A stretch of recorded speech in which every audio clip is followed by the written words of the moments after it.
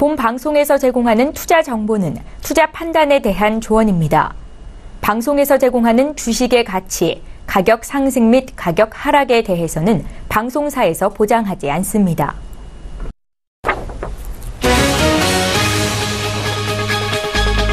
헤드라인 뉴스입니다.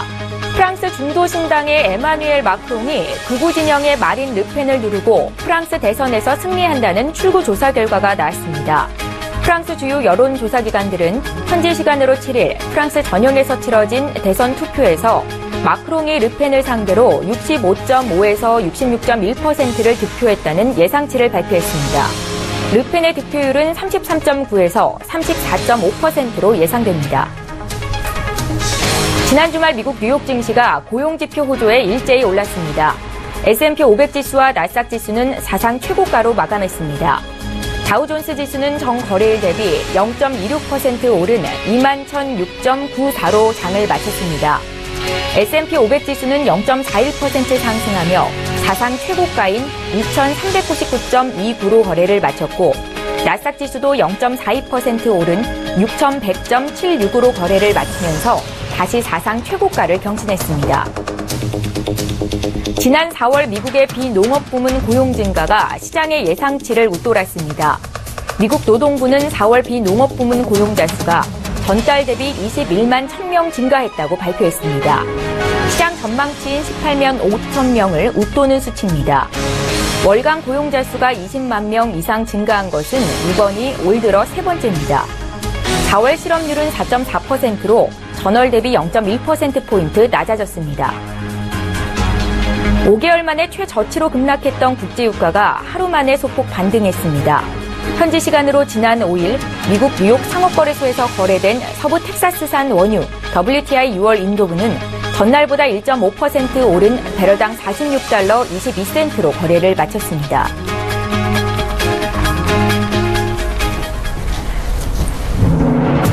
시청자 여러분 안녕하십니까? 출발 증시와이드 1부 진행의 최은정입니다. 지난 주말 미국 뉴욕 증시에서 3대 지수는 일제히 오름세를 보였습니다. 국제유가가 반등에 성공했고 또 고용지표가 호조를 보이는 것이 영향을 미쳤다는 분석인데요. 특히나 나스닥 지수와 S&P 500 지수가 사상 최고치를 경신하면서 특징적인 움직임을 이어갔습니다. 자, 현지 시간으로 5월 7일에 치러진 프랑스 대선에서 시장이 예상을 했던 대로 중도 성향의 마크롱 후보가 대통령으로 당선이 됐다라는 소식이 전해졌는데요. 이게 어떤 의미가 있는 건지 전 세계 글로벌 증시에는 또 어떤 영향이 있을지도 잠시 뒤에 분석해보겠습니다. 자, 지난주 마지막 거래일 국내 증시 마감 상황을 살펴볼까요? 코스피 지수가 외국인 투자자들의 거센 순매수 속에서 2,241포인트로 거래를 마치면서 역사상 최고가를 다시 썼습니다. 뿐만 아니라 이 같은 훈풍이 코스닥 시장에도 덩달아 불면서 웃음꽃을 피웠었는데요. 코스닥 지수는 1% 이상 올라서 635포인트로 나흘 만의 상승을 이뤄냈습니다. 자, 이번 주 국내 증시는 새 정부 출범에 대한 기대감이 있죠. 증시가 상승세를 이어갈 수 있을지 많은 이들의 기추가 주목되고 있는 상황인데요. 오늘 출발 증시와이드 일부 시간에는 특별히 대선을 앞두고 주요 후보들의 베스트 공약 점검해보는 시간 갖겠습니다. 자, 출발 증시와이드 일부 지금 본격적으로 시작합니다.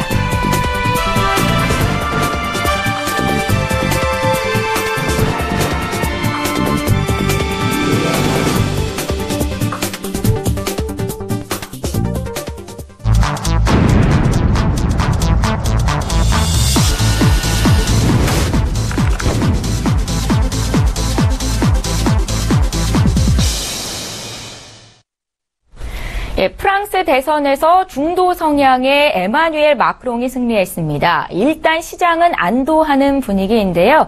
이것이 글로벌 경제에는 어떤 영향이 있을지 자세히 보겠습니다. 자, 계속해서 우리나라의 제19대 대선이 이제 하루 앞으로 다가왔습니다. 후보들도 막판 지지층 결집의 총력전을 벌이고 있는 모습인데요. 자, 오늘 김 박사의 경제사전 시간에는 후보별 베스트 공약을 집중적으로 공략해보는 이야기 나눠보는 시간 갖겠습니다. 지금 이 자리에 김대우 경제학 박사 나와 계십니다. 박사님 안녕하세요. 예, 자 먼저 프랑스 대선 이야기를 좀 해보겠습니다. 현지 시간으로 5월 7일에 치러진 프랑스 대선에서 시장이 예상을 했던 대로 마크롱 후보가 당선이 됐습니다. 자, 이것이 어떤 의미가 있는 건지부터 여쭤볼까요? 아주 압도적인 차이로 그 마크롱 후보가 당선이 됐죠. 네. 우선 몇 가지 한번 나타난 사실을 한번 짚어보면요. 우선 앵커님 39살 대통령에 당선이 됐어요. 예. 논어에서 얘기하면 나이가 40이 돼야 의심이 없어진다 하는데 논어적 관점에서 보면 아직 머리가 벗겨지도 않은 이런 그 어린 나이인데 이런 사람이 됐다. 자, 그 다음에 그 부인은 무려 25세 연상의 여인입니다. 그리고 정책적으로는 좌와 우를 오락가락한 사람입니다. 프랑스 역사에서 이런 대통령이 당선된 적이 없어요. 자, 이걸 어떻게 볼 것인가? 예.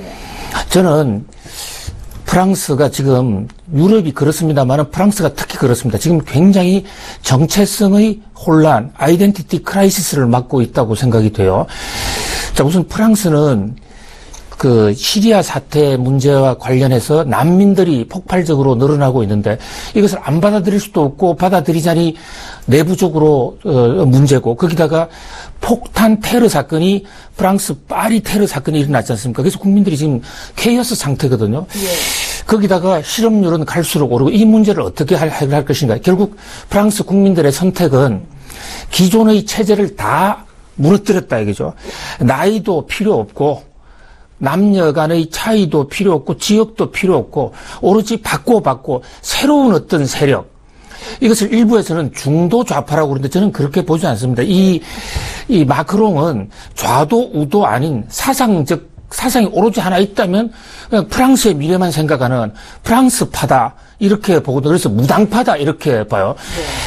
프랑스가 1789년 프랑스 이른바 대혁명 이후로 세계의 민주주의를 끌어왔는데 이 같은 어떤 그 사조는 유럽 전역으로 확산될 가능성이 많이 있고 기성 정치권에서 탈피해서 새로운 형태의 프랑스를 만들어보자, 새로운 형태의 유럽을 만들어보자 하는 그런 욕구가 어떤 화수분처럼 분출하는 어떤 그 결정적인 기폭제가 될 것으로 보입니다. 예. 마크롱 후보의 당선, 안보에 대한 걱정, 실업률에 대한 걱정이 많은 프랑스인들의 새로운 후보를 갈망한 결과다라고 말씀을 하셨는데요. 마크롱 당선이 글로벌 경제는 어떤 영향이 있을까요, 박사님?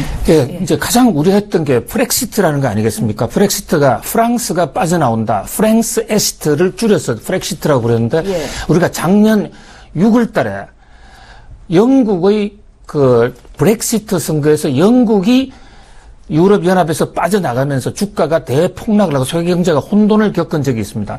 바로 그 학습 효과 때문에 프랑스가 빠져나가면 세계 경제가 굉장히 충격을 줄 것이다라고 걱정들 많이 해왔어요. 사실 영국은 바다 건너에 도브 해협 건너에 있는 나라고 엄밀한 의미에서는 유럽의 핵심 이론이라고 볼 수도 없습니다. 유럽의 핵심 이론이라고 그러면 유럽을 이끌어가고 있는 나라는 결국은 프랑스와 독일, 이탈리아 등인데요.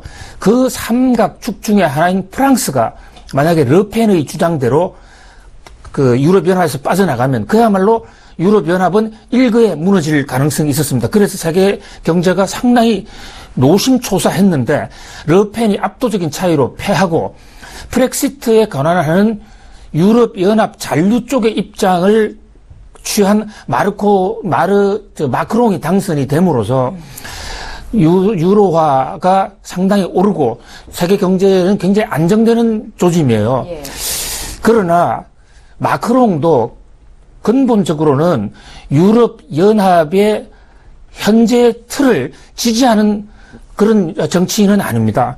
유럽연합의 현재 그 어떤 국가 간 이 분담금 납부 문제라든지 또는 그리스 등 여러 나라 경제 위기 때 어떻게 그 대안을 마련해 갈 것인가를 두고 영국과 프랑스가 사사건건 대립해 왔고 특히 영국 사람들은 지금 독일에 대해서 지금 불만이 많이 있습니다. 그런 문제를 감안할 때 모든 문제가 해결됐다. 그렇게는 볼 수가 없어요. 그런 면에서 마크롱이 본인이 선거 직전에 이야기한 대로 이대로의 유럽연합이라면 자기도 해체하는 쪽으로 가겠다. 그 얘기는 뭐 해체 쪽은 아닙니다만은 근본적인 틀의 개선 쪽으로 가겠다는 저 강력한 암시거든요. 예. 그래서 마크롱의 당선으로 브렉시트 우려가 없어졌다기보다는 앞으로 바뀔 유럽연합이 어떤 모습을 하고 나올 것인가에 관한 세심한 와치, 관찰과 주목이 필요한 그런 시점이라고 봅니다. 예, 그래도 유로화 가치가 상승을 하고 또 유럽 경제가 안정세를 보이고 있다라는 데는 이견이 없는 것 같습니다. 자, 마크롱 당선이 한국 대선 투표를 하루 앞두고는 어떤 영향이 있을까요? 네, 일상적으로는 프랑스 선거가 우리나라에 미치는 영향은 단기적으로는 거의 없다고 그냥 보여져 왔습니다. 그런데 이번에는 마크롱하고 가장 비슷하게 생겼다고 주장하는 후보가 한 명 나타났었어요. 그 이른바 이제 그 국민의당 안철수 후보인데요. 안철수 후보가 주장하는 것은 마크롱하고 자기의 유사한 점은 일단 젊다. 그다음에 그 후보의 소속 국회의원 수가 적다. 뭐 좌도 우도 아닌 중도다. 이런 얘기를 주장하는데, 자, 우선 프랑스는 대통령제 국가가 아닙니다. 이원 집정제 국가예요. 겉으로는 대선을 하지만 그 나라를 정치 행정을 실제로 끌어가는 것은 총리가 끌고 갑니다. 총리는 6월 달에 뽑혀질 의원 선거에서 거기서 다수당을 점하는 사람이 총리가 되기 때문에 우리나라는 지금 대통령이 국회 의석이 없는 대통령이 대통령 중심제하에서는 그렇게 됐을 경우에는 입법을 하기에 굉장히 어려움이 있는데 프랑스는 일단 그런 어려움이 없기 때문에 이원 집정제 국가와 대통령제 국가를 좀 혼선했다.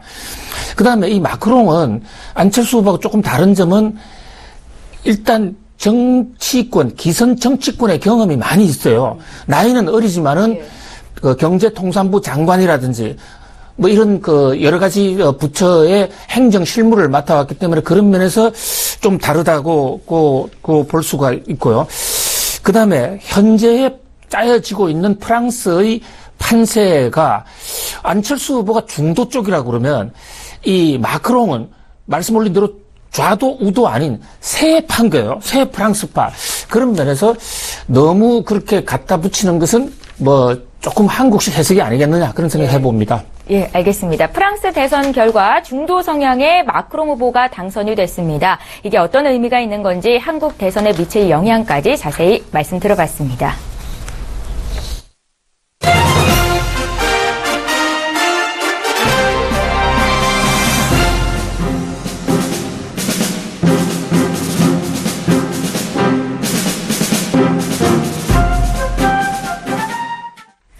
자, 장기간 국정 혼란 속에서 새 정부가 출범하게 됩니다. 제19대 대통령 선거를 하루 앞두고 있는데요. 자, 사전 투표율이 26%로 역대 최고를 기록했습니다. 박사님 투표하셨습니까? 저는 아직 못했습니다. 예. 예.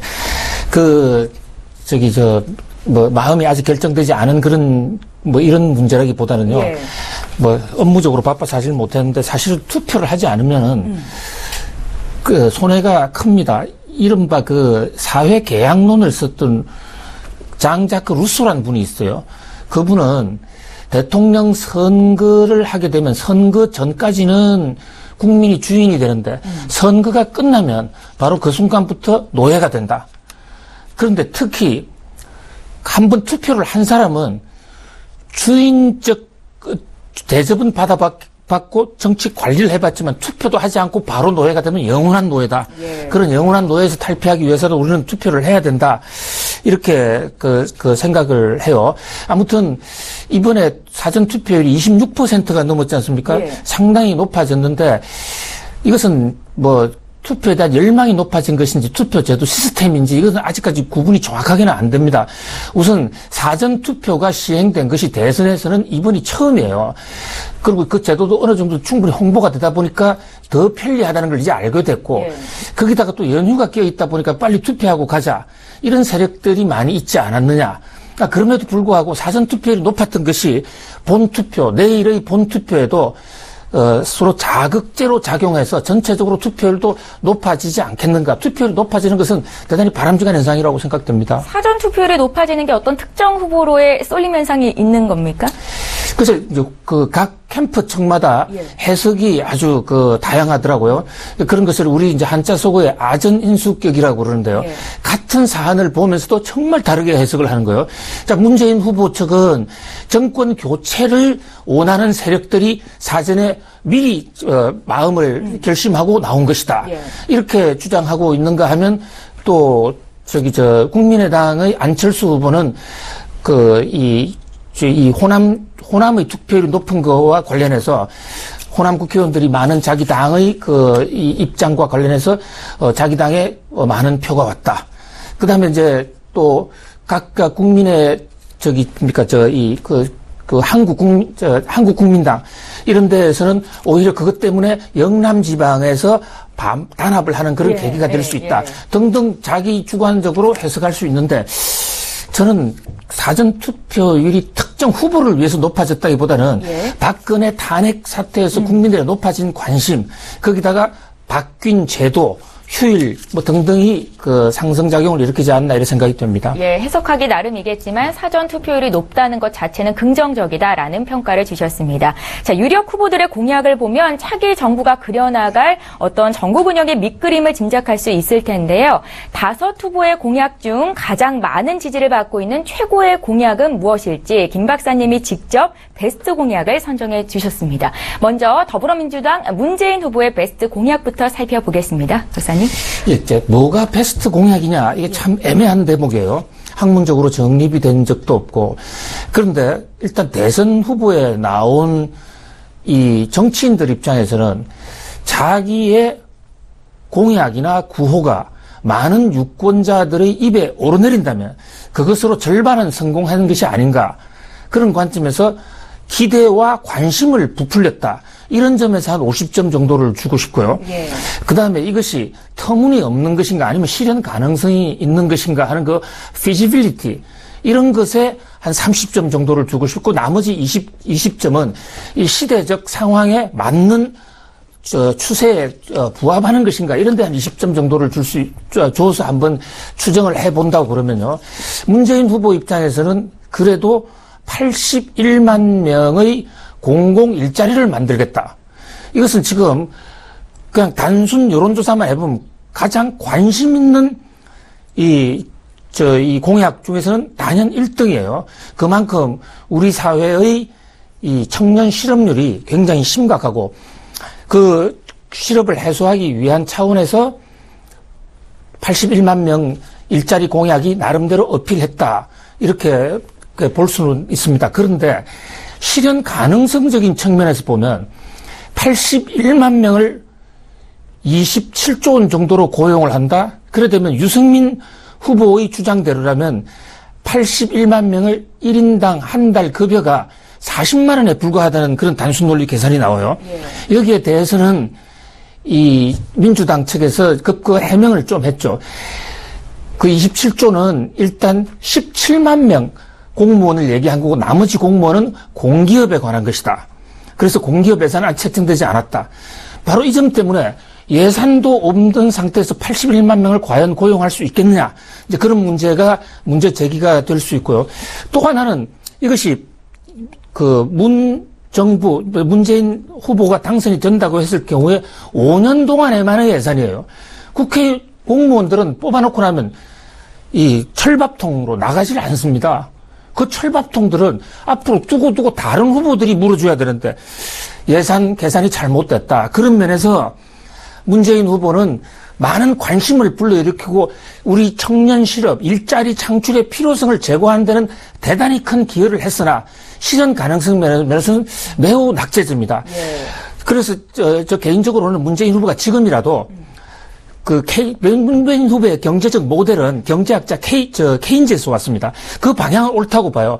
내수를 진작시켜서 그걸로 해서 경제를 한번 살려보자. 그래서 국민 성장 경제론인데요. 그런 방향은 옳기 때문에 공무원을 확대 고용한다기보다는 그 돈으로 민간 분야의 공무원을 고용을 늘리는데 돈을 집중적으로 쓰는 그런 방식으로 내수 진작하는 그게 바로 케인즈 방식이거든요.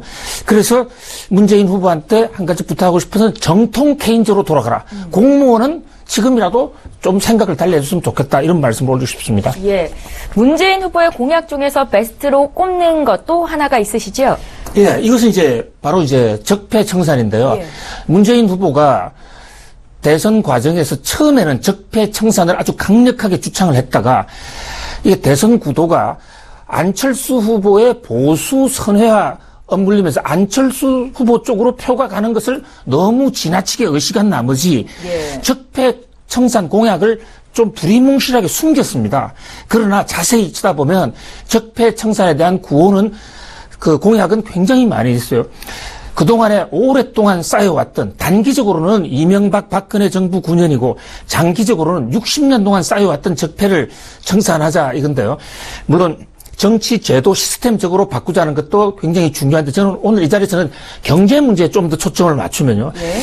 우리가 지금 노동개혁을 하자 이러는데 문재인 후보가 누누이 얘기합니다. 노동개혁도 좋지만 그에 앞서서 재벌개혁부터 하자. 바로 이 재벌개혁 대목이 좀 다른 측면으로 보면 경제민주화입니다. 경제민주화라는 게 경제적으로 자기가 투자한 만큼 자기가 경제적 권력을 갖자 이런데 우리나라 재벌들의 경우에는 순환 출자 등으로 해서 아주 적은 양의 지분을 갖고 있으면서도 많은 양의 그 경영권을 가지고 있다. 또는 골목 상권 일자리 밀어주기 이런 것에 대해서 어떤 시장 농단적인 그런 횡포를 많이 부리고 있다. 바로 이 대목을 해소하겠다는 문재인 후보의 정책을 예의주시할 필요가 있어요. 순환 출자를 원래 당초에 아는 3년 내에 해결하지 않으면 순환 출자로 연결된 기업의 의결권을 무효화시키겠다. 그리고 이제 순환 출자를 해소하면 그것이 지주회사 쪽으로 넘어가야 되는데 그 경우에도 지주회사 인정 기준을 종래에서는 산하기업 20% 지분을 가져야 되는데 이걸 30%로 좀 높이겠다. 또 자사주 의결권 부활을 해제하지 안 해주겠다. 아무튼 대폭풍이 예상됩니다. 그런데 이것은 장기적으로는 우리가 순환 출자 구조를 해소해서 지배구조 체제를 제대로 체제를 만들게 되면요. 정권 시장에 이른바 코리아 디스카운트. 한국 주가가 지금 너무 저평가되어 있는 거예요. PER 지수 같은 거 주가 수익 배율 같은 거 너무 낮지 않습니까? 너무 낮은 이유 중에 하나가 우리나라 지배구조가 너무 형편없기 때문이거든요. 그런 면에서 재벌 개혁이 꼭 주가에 정시에 타격만은 주지는 않을 것이다. 오히려 경제적으로 더 일어설 수 있다. 그 밖에 일감 몰아주기라든지 어떤 부정적인 관행, 서로 짜고 계약을 맺는다든지 이런 것도 없어질 것이다. 그렇다면 한국 기업을 바라보는 세계의 눈이 더 좋아질 것이고 최근에 외국인들이 한국의 주식 투자에 관심을 갖는 것도 이러한 적폐 청산과 나름 관련이 있다. 그래서 적폐 청산도 경제적으로 부응할 수 있는 그런 공약이 아닐까 이런 생각을 해봅니다. 예.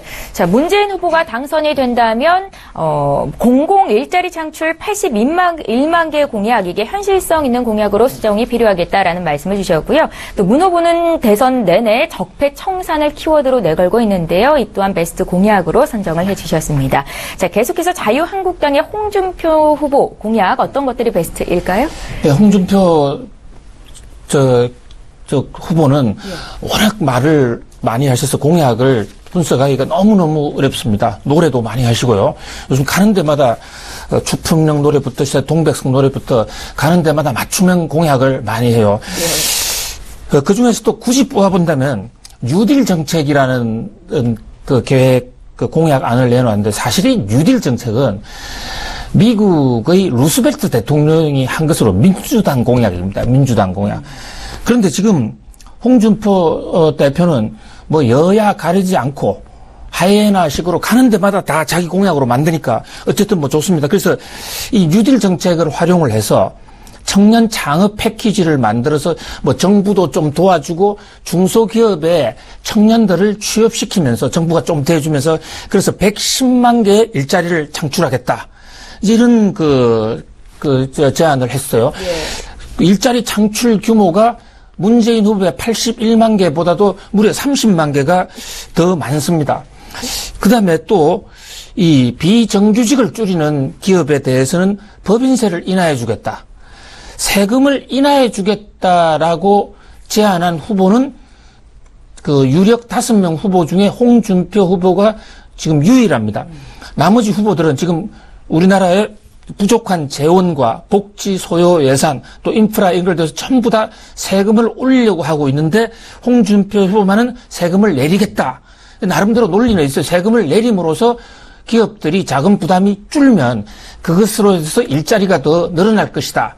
이른바 경제학에서 말하는 레퍼 곡선 이펙트, 레퍼 이론인데요. 자, 레퍼 이론이 과연 현 상황 디플레 경제 체제에서 맞아 들어갈지, 만약 그게 맞아 들어갔다면 지난 9년 동안은 왜 낙수 효과가 안 생겼는지 뭐 그런 의문은 있어요. 그러나 어쨌든 본인의 노선을 분명히 하고 재벌들이 춤추는 세상을 만들어 주겠다고까지 얘기했어요. 그래서 뭐 재벌만을 왜 재벌들이 돈을 화끈하게 쓸 수 있도록 그렇게 해줄 때 재벌들이 소비가 늘어날 것이고 그로 인해서 경기도 좋아질 것이 아닌가. 그래서 윗목을 따뜻하게 데워서 윗목으로부터 물이 내려오는 이른바 트리클 다운 현상으로서 경제를 끌어가겠다. 이것이 홍준표 후보의 공약으로 볼 수 있습니다. 예, 홍준표 후보에 대해서는 청년 일자리 뉴딜 정책, 그러니까 문재인 후보가 내세우고 있는 공공 일자리 81만 개보다도 30만 개가 많은 110만 개 일자리 창출을 베스트 공약으로 꼽으신 거고요. 그 이유에 대해서 말씀을 들어봤습니다. 자, 국민의당 안철수 후보의 베스트 공약은 어떤 걸까요? 예, 안철수 후보 공약을 보면 임진왜란이 생각이 나요. 예. 임진왜란이 끝나고 나서 율곡 이희 선생인가요? 우리 10만 양병을 하자. 임진왜란이 사실 끝나기 전에 그 양병설을 주장을 했었어요. 예. 그런데 그게 안 되니까 나중에 이제 서해 유송령이라든지 이런 사람들이 그때를 한탄을 하면서 율곡 이희 선생의 생각이 옳았다. 이렇게 되는데 지금 안철수 후보는 10만 양병을 하겠다. 군인을 키우겠다는 아니고요. 제4차 산업혁명이 오고 있으니까 그 4차 산업혁명을 주도할 인력 10만 명을 키우겠다. 예. 그래서 이건 대단히 발상이 신선하고 본인 스스로가 일단 과학자 출신 아닙니까? 본인은 의료과학자 출신이면서 또 컴퓨터 바이러스를 연구해서 나름대로 일가를 이룬 사람으로서 비전이 나름대로 정확했다 이렇게 볼 수 있고 바로 이 대목 때문에 안철수 후보 하면 4차 산업의 전도사, 4차 산업의 마술사 이렇게 돼 있습니다만은 그런데 사실은 이 4차 산업이라는 게 이게 학문적으로 매우 애매한 개념이에요. 공식적으로는 학계에서 인정하지 않는 얘기고요. 4차 산업혁명이라는 것 자체는 다보스 프롬의 슈바브라는 학자가 개인적으로 비즈니스 차원에서 일단 시작한 얘기고 지금 혁명이라는 게 동시 진행형으로 진행되고 있는데 1차, 2차, 3차가 끝나고 1차가 전기기관, 2차가 전기, 3차가 컴퓨터, 4차가 지금 AI 이런 거라고 그러는데 그렇게 일어나지 않습니다. 이게 동시우발적으로 일어나고요. 산업혁명이라는 것 자체도 토인비란 경제학자가 수십 년이 지나서 과거를 바라보니까 그것이 산업혁명이었구나 이렇게 된 거거든요. 그래서 지금 너무 4차 산업에 초점만 맞추면은 지금 현재 우리가 당면하고 있는 1차, 2차 산업을 놓칠 수도 있어요. 네. 그런 면에서 너무 정치 프로파간다적인 측면도 있고 좀 허황됩니다. 그렇다면 정말로 4차 산업의 비전이 있다면 4차 산업의 10만 명을 어떻게 키울 것인가? 이게 중요한데 10만 명을 구체적으로 어떻게 키울 건지에 대한 강론이 조금 부족한가 하지 않은가? 이런 좀 안타까움이 있어요. 그런 점에서 안철수 후보의 공약이 콱콱 이렇게 찌르는 데는 조금의 한계가 있었다. 그러면서도 그러나 시대의 흐름을 제대로 오늘도 안철수 후보는 마지막 유세를 유일하게 혼자서만 대전으로 갑니다. 나머지 후보들은 전부 상행선을 타고 서울로 올라와요. 안철수 후보는 하행선을 타고 대전으로 가는데 바로 거기서도 자기가 과학 자로서의 과학 입국, 산업 입국의 이미지를 보여주겠다. 하는 그런 어떤 시도로서 마지막 유세도 그렇게 하는데 어쨌든 나름대로의 신선한 접근이었다 이렇게 생각이 됩니다. 예, 안철수 후보의 베스트 공약에 대해서 말씀을 들어보고 있는데요. 한 가지 더 있으시죠, 박사님? 예, 안철수 후보는 또 이제 이 청년 실업을 해소하겠다. 예. 굉장히 강조를 많이 했어요. 여기에 대해서는 상당히 연구가 있었다고 이렇게 보여지는데요.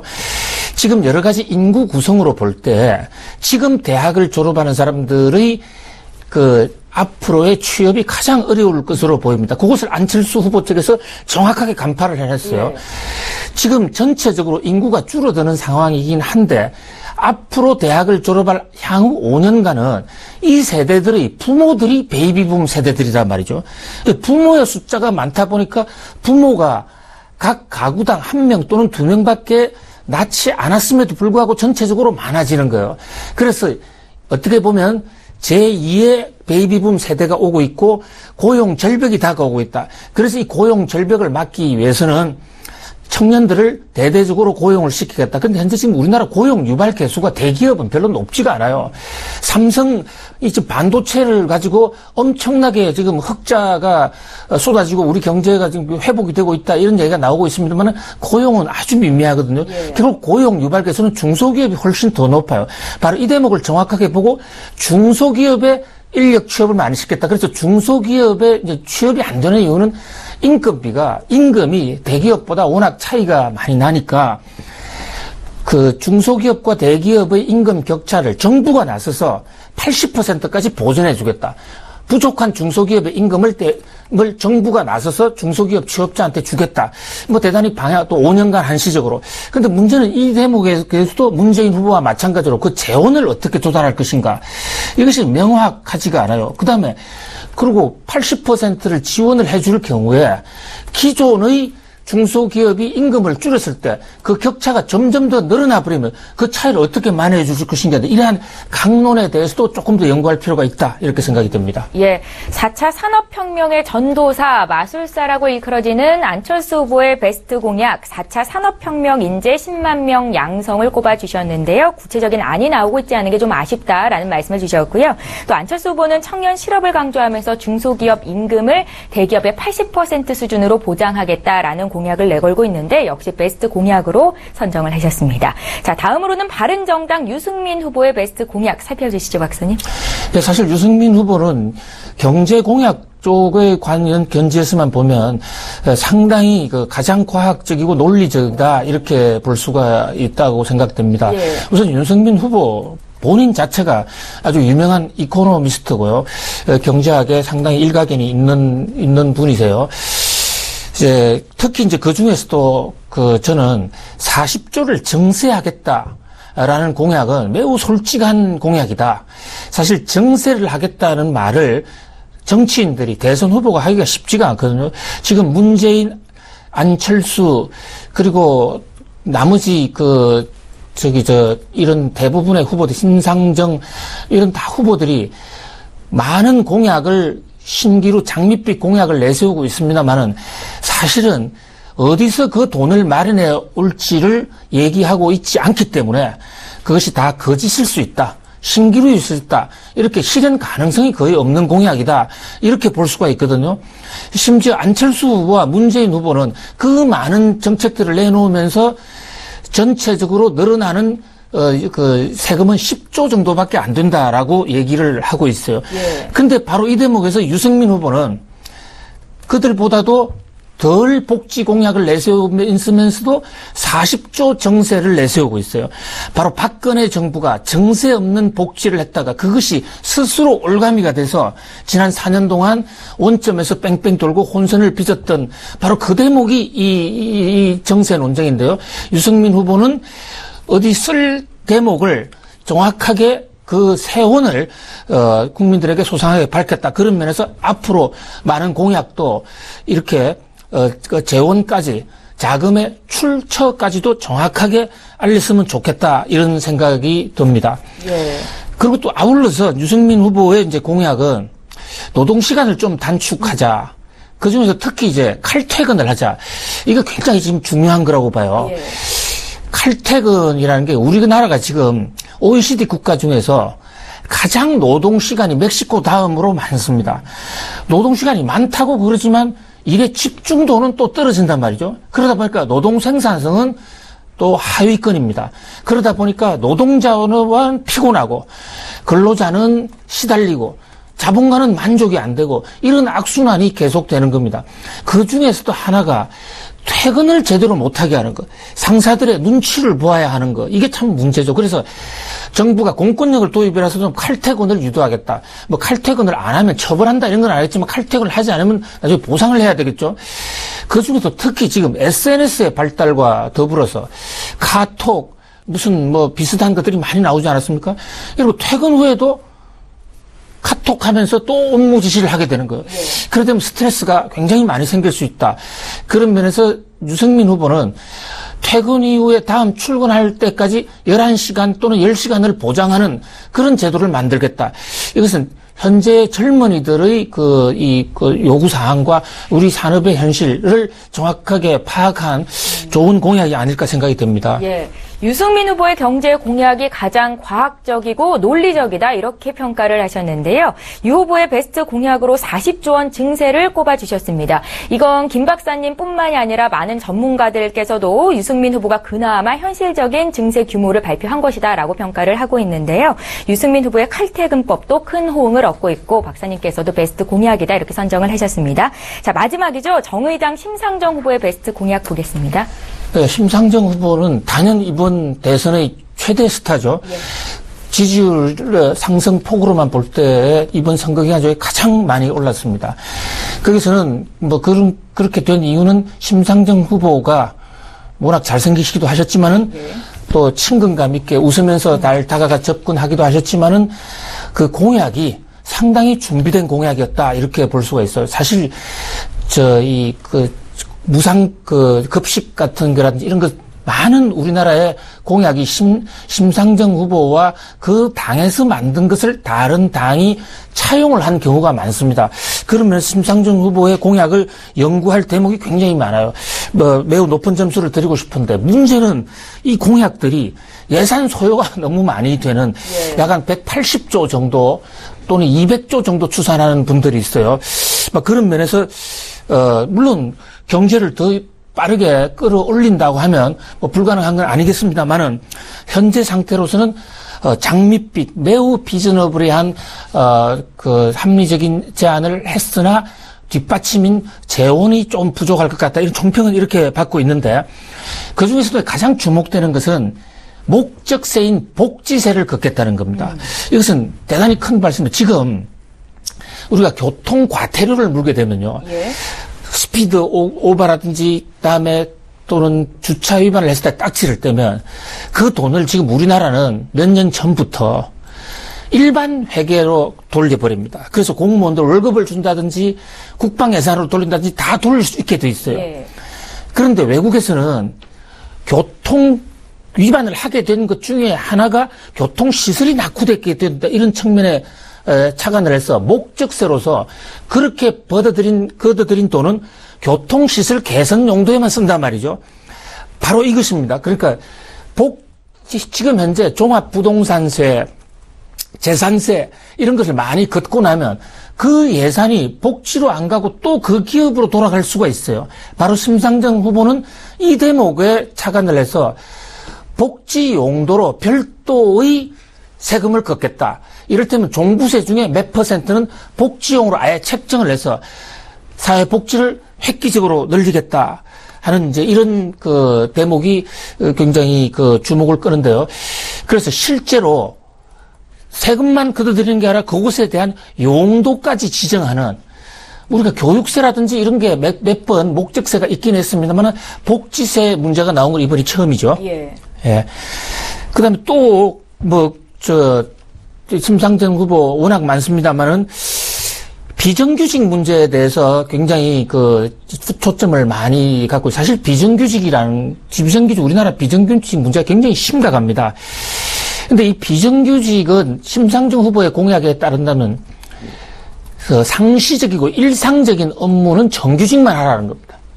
비정규직은 템포라리로 잠시 생긴 일, 그에 대해서는 비정규직을 취업시키는 것은 어쩔 수 없지만은 매일 일상적으로 벌어지는 일에 비정규직을 준다는 것은 그것은 논리적으로 맞지가 않다.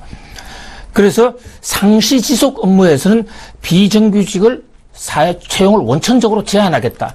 이 비정규직 이뿐만 아니고 비정규직으로 생기는 사회 문제에 굉장히 많은 초점을 맞추고 있습니다. 예, 말씀을 들어보니까요. 심상정 후보의 공약이 굉장히 구체적이다. 고민을 정말 많이 했구나라는 생각이 들었는데요. 심상정 후보의 공약이 준비된 공약이었다라는 점에서 높은 점수를 주셨고요. 하지만 예산 소요가 너무 많은 것 아니냐라는 아쉬움이 있었다라는 말씀을 주셨습니다. 자, 이번 19대 대선 제외국민 선거에서 최고령 투표자는 연해주에 사시는 101살 한기봉 할머니라고 하는데요. 있는데요. 내일은 유권자의 권리를 당당하게 행사할 수 있는 대통령 선거의 날입니다. 우리 시청자 여러분들을 위해서 당부의 한 말씀 부탁드릴게요. 네, 저는 이제 해외 특파원 생활도 하고 해외에서 미국에서 공부도 하고 이러는 바람에 해외에서 오래 보냈는데 그때마다 그 나라의 선거일이 되면 참 부러웠어요. 그 나라 사람들은 투표하러 간다고 그러고 주권 행사를, 참정권 행사를 한다고 그러는데 우리나라, 저는 그게 참여를 많이 못했거든요. 지금 재외국민 투표가 생겼다고 그러지만 얼마 되지 않았습니다. 그 다음에 미국 같은 땅이 굉장히 그 넓은 지역에 있다 보면 불과 영사관 몇 곳에서만 하는 재외국민 투표하고 하기가 쉽지가 않아요. 그래서 저는 이런 인터넷 시대, SNS 시대에 좀 더 과학적으로 모든 사람이 참여를 많이 할 수 있으면 좋겠다 이렇게 생각이 되고요. 루돌프 예링이라는 유명한 법학자가 있습니다. 그 사람은 권리 위에 잠자는 자는 구제받지 못한다. 아니 구제받을 필요도 없다. 이런 유명한 법언을 남겼습니다. 권리 중에서 가장 중요한 것은 국민주권입니다. 국민들이 투표하지 않는다면 국민 주권 제도가 없어질지도 몰라요. 민주주의 대의 제도가 없어질지도 모른단 말이죠. 자, 지난 선거에서 우리가 50대, 60대, 70대의 투표율이 굉장히 높았습니다. 20대, 30대가 상대적으로 낮았어요. 물론 이유는 노령연금을 많이 준다고 그러니까 그게 박근혜 대통령 쪽으로 쫙 몰려간 측면이 있습니다만은 그러나 지금도 유권자들 분포가 전체 인구 면에서도 60대와 70대가 더 많은데 투표율마저 20, 30대가 낮다면 앞으로 나올 많은 정치인들은 20, 30대들 귀를 기울이지 않습니다. 그러면 자기의 목소리에 귀를 기울이게 하기 위해서라도 일단 투표부터 해야 된다는 얘기죠. 그 루소가 얘기한 것처럼 선거가 끝나자마자 주인에서 노예로 바뀐다. 그렇게 바뀌지 않으려면 예의주시하고 투표를 해야 되고 또 이 사람들이 공약을 한 것을 제대로 지켜봐야 됩니다. 우리나라는 지금 대통령에 대한 국민 소환제가 엄연히 살아있거든요.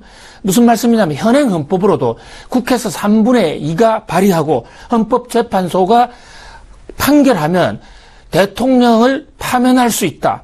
이정미 재판관의 그 유명한 그 판결문 대통령 박근혜를 파면한다. 그 판결문 지금 귀에 생생하지 않습니까? 네. 그렇다면 지금도 오늘 우리는 공약을 쭉 정리해서 공약을 제대로 이행하는가. 그걸 계속 챙겼다가 그러지 않을 때는 바로 국민소환권을 발동한다. 그것이 바로 루소가 얘기한 사회계약론에서 얘기한 우리가 노예가 되지 않고 계속 주인으로 민주주의를 발전시켜 나갈 수 있는 중대한 우리의 과제가 아닌가 합니다. 예, 장기간의 국정 혼란 속에서 치러지는 제19대 대통령 선거를 하루 앞두고 후보별 베스트 공약 짚어봤는데요. 내일 대통령 선거에 꼭 소중한 한 표 행사를 하시길 바랍니다. 김대호 경제학 박사와 함께했습니다. 잘 들었습니다.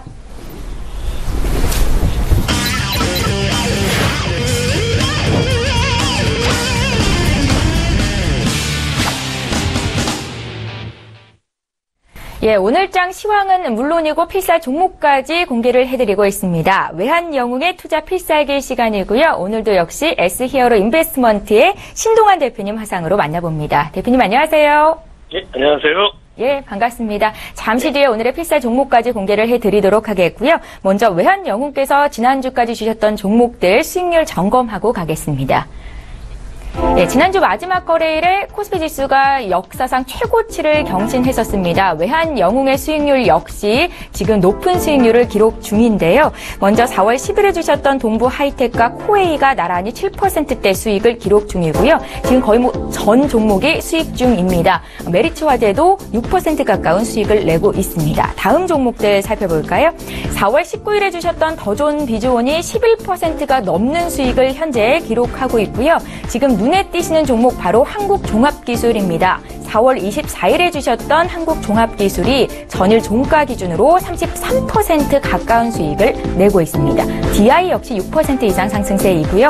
마지막 종목 하나 더 볼게요. 4월 28일에 주셨던 FNF가 1.8%, 2% 가까운 수익을 기록하고 있습니다. 외환영웅의 거의 전 종목이 수익권에 있는데요. 이 종목 중에서 어떤 종목 리뷰해볼까요, 대표님? 예. 오늘은 두 종목, 4월 20일 날 추천드렸던 종목입니다. S51, 종목 코드 010950. 이 종목은 매수가 대비 지금 4.4% 상승 중에 있고요. 동사의 제품이 이제 전 세계적으로 수출 중에 있으며 단일 공장으로서 세계 2위입니다. 또 생산 시설을 보유 중인 기업으로 지속 성장이 기대되는 종목입니다. 목표가 도달시 80%에서 90% 물량을 반드시 축소 후 나머지만 한번 갖고 가는 전략 반드시 필요하겠습니다. 다음에 FNF입니다. 종목 코드 007700. 이 종목은 4월 28일에 추천드렸던 종목인데요. 매수가 대비 현재 한 1.8% 정도 상승 중에 있고요. 주요 사업인 도서 출판 및 인쇄업, 또한 스포츠 브랜드로 유통 및 외식 사업을 진출하고 있습니다. 최근 매출액 및 순이익도 함께 증가하고 있어서 아주 성장되는 종목입니다. 이 종목 또한 물량을 80%에서 90% 도달하면 축소 후 나머지는 본절 잡고 가는 전략 반드시 필요하겠습니다. 이상입니다. 예, 외환 영웅 따라서 종목 사셨던 분들 이번 리뷰 시간 역시 집중해서 들어주시면 좋겠고요. 이어서 해외 선물 시장 투자하시는 분들 위해서 구체적인 투자 조언 듣겠습니다. 예, 오늘은 항생지수 오늘은 이제 단기적으로 횡보 상방으로 좀 봐주시면 되겠고요. 지수로는 24,272 지지시 상방으로 좀 봐주시고요. 혹시나 항생이 24,502 정도가 올라왔을 때는 약 저항으로 좀 단기 하방으로 좀 매도 전략 봐주시면 되겠습니다. 다음에 국제유가입니다. 유가는 오늘은 상방으로 좀 봐주겠습니다. 단기적으로 한 2주 정도부터 계속 국제유가는 55달러부터 지속 하방이라고 얘기했는데 오늘만은 약간 단기 상방으로 좀 봐주시면 되겠고요. 가격은 45.62 지지시 상방으로 좀 봐주시면 되겠고요. 혹시나 45.62가 깨지면 44.78 부근에서 매수 대응을 하거나 단기 매도 전략 반드시 필요하겠습니다. 다음에 금은 오늘은 횡보 하방으로 좀 봐주시면 되겠고요. 지수는 1230.8 저항시 하방으로 좀 봐주시고 혹시나 1230.8이 돌파하면 1232.1 부근에 매도 대응 반드시 필요하겠습니다. 다음에 유로 FX입니다. 유로 FX는 오늘은 횡보 상방으로 좀 봐주시면 되겠고요. 지수로는 1.10025 지지시 상방으로 봐주시고요. 혹시나 1.10025가 깨지면 1.09665 부근에서 강력 매수로 대응해 주시면 되겠습니다. 마지막으로 S&P 500입니다. S&P 500. 오늘은 이 종목 또한 횡보 상방으로 좀 봐주시면 되겠고요. 지수로는 2392.75 지지시 지속 상방으로 봐주시고요. 혹시나 2392.75가 깨지면 2385.25 부분에서 매수로 대응해 주시면 되겠습니다. 이상입니다. 예, 자 마지막으로 오늘 국내 증시 움직임 어떨지 점검해 주시고요. 많은 시청자분들이 기다리고 계실 것 같은데요. 오늘의 필살 종목까지 공개 부탁드립니다. 예, 종합지수 및 코스피 또한 개별 종목 제가 반드시 시장과 언론에서 좀 흔들린다고 얘기할 때도 우리 시청자분들은 상방으로 보고 대응해달라고 했습니다. 오늘 또한 상방 뷰를 좀 봐주시고요. 지수로는 코스피 먼저 2227.42포인트가 지지시 지속 상방입니다. 아직까지 꺾이지 않습니다. 지속 상방으로 봐주시고요. 선물로는 291.35포인트가 지지시 또한 지속 상방. 혹시나 291.35가 깨지면 290.20 부근에서 저점 매수 전략 반드시 필요하겠습니다. 이 지수에 맞춰서 개별 종목 한국콜마 홀딩스 말씀드리겠습니다. 종목 코드 024720. 이 종목은 주력 계열사인 한국콜마가 화장품 및 제약 사업을 영위하고 있어서 전년 대비 매출 총이익과 영업이익이 지속 증가하고 있습니다. 외형과 수익성 모두 지속 성장이 기대되는 종목입니다. 반드시 눈여겨보시기 바랍니다. 매수가로는 현재가로 제시해드리겠고요. 목표가는 38,000원입니다. 손절가는 31,000원 잡아주시고요. 손절은 매매시장에 있어서 반드시 필요한 게 아니라 기본입니다. 매매시장에서 수익과 손실밖에 없습니다. 손실은 반드시 100% 청산해 주시고 수익은 80%에서 90% 물량을 축소하고 지속 갖고 가는 전략 반드시 필요하겠습니다. 이상입니다. 예, 외환영웅께서는 코스피를 지속적으로 상방 쪽으로 보고 계시죠? 장 시작 전에 참고하셨으면 좋겠고요. 오늘의 필살 종목은 한국콜마홀딩스였습니다. S히어로 인베스트먼트의 신동환 대표님 의견 들었습니다. 잘 들었습니다. 예, 감사합니다. 예, 출발 증시와이드 1부 여기서 마칩니다. 잠시 뒤 2부 시간에는 전문가들의 종목을 추천해드리는 시간 마련하고 있고요. 동시에 시청자 여러분들의 종목 상담도 받으실 수 있습니다. 건당 100원의 정보 이용료를 부과하시면 장중에 종목 상담 받으실 수 있으니까요. 샵 0082번으로 지금 연락 주시면 되겠습니다. 저희는 잠시 뒤에 다시 올게요. 고맙습니다.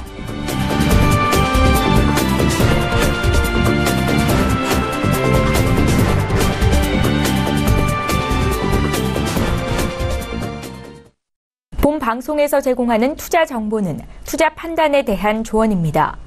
방송에서 제공하는 주식의 가치, 가격 상승 및 가격 하락에 대해서는 방송사에서 보장하지 않습니다.